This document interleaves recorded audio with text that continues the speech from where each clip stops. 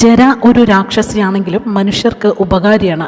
ഒരു കാലത്ത് മഗധ ഭരിച്ചിരുന്നത് ബൃഹദ്രഥനായിരുന്നു. അദ്ദേഹത്തിൻ്റെ കൊട്ടാരത്തിൽ ജരയുടെ ചിത്രം വെച്ച് പൂജിച്ചു. ഇതിൽ ജര അങ്ങേയറ്റം സന്തുഷ്ടയായിരുന്നു. രാജാവിന് തിരിച്ചൊരു ഉപകാരം ചെയ്യാൻ അവൾ അവസരം പാർത്തിരുന്നു. ബൃഹദ്രഥൻ വിവാഹം കഴിച്ചിരുന്നത് കാശി രാജാവിൻ്റെ ഇരട്ട കുട്ടികളായ 2 കന്യകമാരെയാണ്. അവർ വളരെ കാലത്തേക്ക് ഗർഭം ധരിച്ചില്ല. ദുഃഖിതനായ രാജാവ് ഭാര്യമാരെയും കൂട്ടി ഗൗതമപുത്രനായ ചണ്ഡകൗശികൻ എന്ന മുനിയെ സന്ദർശിച്ച് സങ്കടം പറഞ്ഞു. മുനി അനുഭാവപൂർവ്വം രാജാവിൻ്റെ പ്രശ്നത്തിന് പരിഹാരം കാണാമെന്നേറ്റു.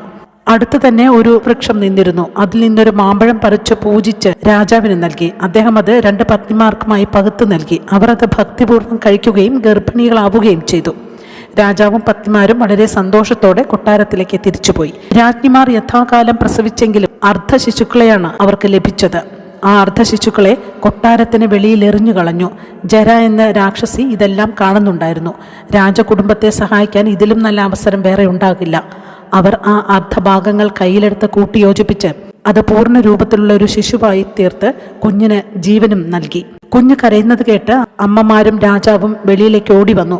ജര അവർക്ക് പ്രത്യക്ഷയായി ശിശുവിനെ കാഴ്ചവെച്ചു. രാജാവിന് സന്തോഷമായി.